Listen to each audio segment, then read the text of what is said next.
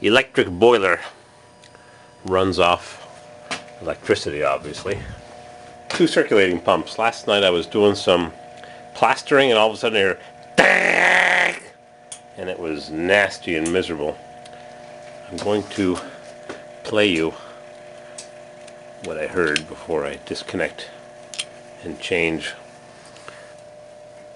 the motor. Listen to this. Let's see what happens. I've already started loosening the bolts, but what do you think of that, huh? Luckily I was here to notice it, and I came downstairs in a panic, not knowing what it was. Short-circuiting, water main burst, and the tenants came downstairs a second later and had no clue they were going out drinking or whatever, having some crappy pizza.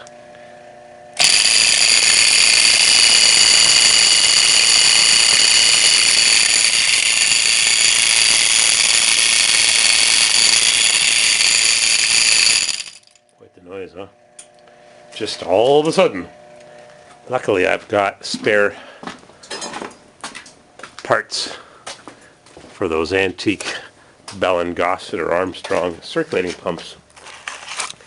Bought a whole bunch of these. Liquidation price. I think I paid $1 each or something. Of course they're obsolete stuff. It's just 2 cast iron finger spiders with springs that are reinforced with little steel things bent around the springs because they wear right through. Because they spin and spin and spin and spin and spin and spin. I've got lots of spare parts and motors and antique pumps. Nowadays they use this all one-piece sealed. See how quiet they run? Reliable. Now they use this. Where is it? They use a one-piece sealed for life motor, and I've got one around here somewhere in the basement. Turbocharged. That's what a new installed one looks like. You can barely hear it run. It's this tiny little motor instead of this big 1/6 horsepower motor. I know I have one around here somewhere. Tires for the Mercedes. Got them at the junkyard. They're in decent shape. I think they're a couple sizes bigger. I think I take 215/55. These are 215/60. So they're a little bigger, a little narrower. A little bit of water in that one. Huh. Oh, there's a dead one. Yep. Circulator pump cartridge. I'll play that for you one more time, and then I'm going to change that coupler. I've got lots of them in stock. Yeah, baby. What a racket. I've got to turn the power off, which is right there. Somehow. Hot water.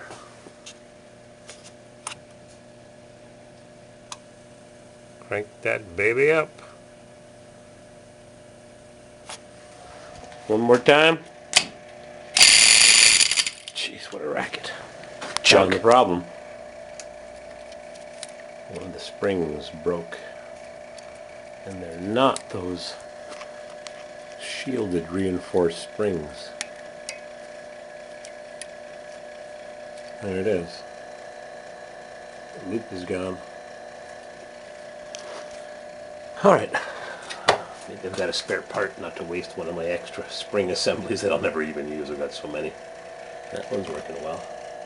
For now. Junk.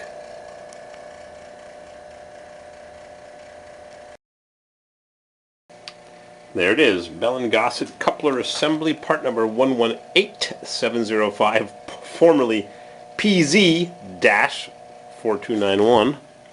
Important. Coupler breakage is usually caused by sagging motor mounts. Don't let your motor mount sag. All 1/12 and 1/6 horsepower booster pumps. Bell & Gossett, also made by Armstrong. There it is. What could be simpler than putting on a liquidation part with a spring reinforced with a little piece of tin wrapped around it, but they still wear through. After spinning millions and millions and millions of times, now I got to take the motor and push that onto there and stick the Allen wrench. That's a ball end Allen wrench. Put it together and turn the heat back on, which I should have done last night, but it wasn't very cold last night, right around freezing. Minus 18 is 0. Yeah, 0 plus 32. Temperature is going up. Crank that baby up. Look at these old vintage Craftsman ratcheting wrenches, made in USA. Had these for 30 years, hardly ever use them. Coarse tooth.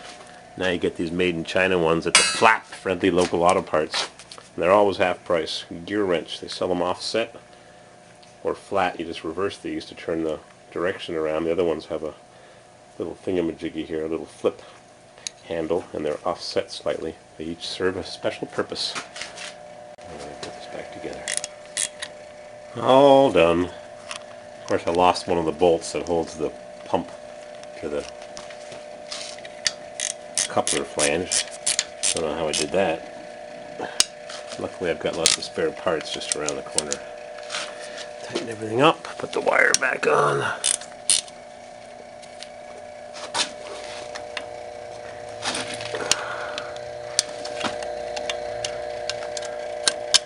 I was talking to a fellow last night who only restores Pontiacs, 60s Pontiacs. And he was telling me of a 65 Catalina 2+2 that was a special paint executive order car. It was painted Chrysler turbine bronze, loaded, Comfortron air conditioning, first year, power windows, power seat, 2 barrels on a what motor did it have? There was a 338 4-barrel, horsepower 421 cube, a 356 3.2, same version with 3 carburetors, and a 376 HO motor. Anyways, motor's gone. He's got a parts car that comes with it that was hit hard in the front. Guy died. It sat in the garage for 30 years. It was a big horsepower motor. It's got the fuel return line, which either came with air conditioning or with the tri-powers. Motor's gone, but it's got a lot of good stuff on it. Unfortunately, that turbine bronze car was painted some blue or some crap. Needs 100% rotisserie, needs a floor pan, and this and that. Convertible 2+2. Executive car delivered in Alabama, 1965, and he even spoke to the dealer who sold it brand new and he remembered the car. Interesting story.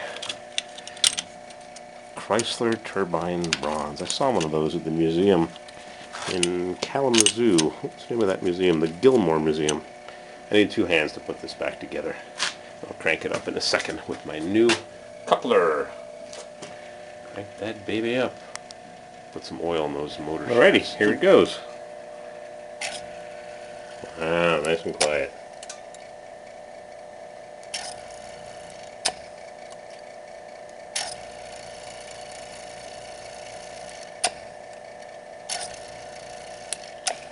No sagging motor mounts.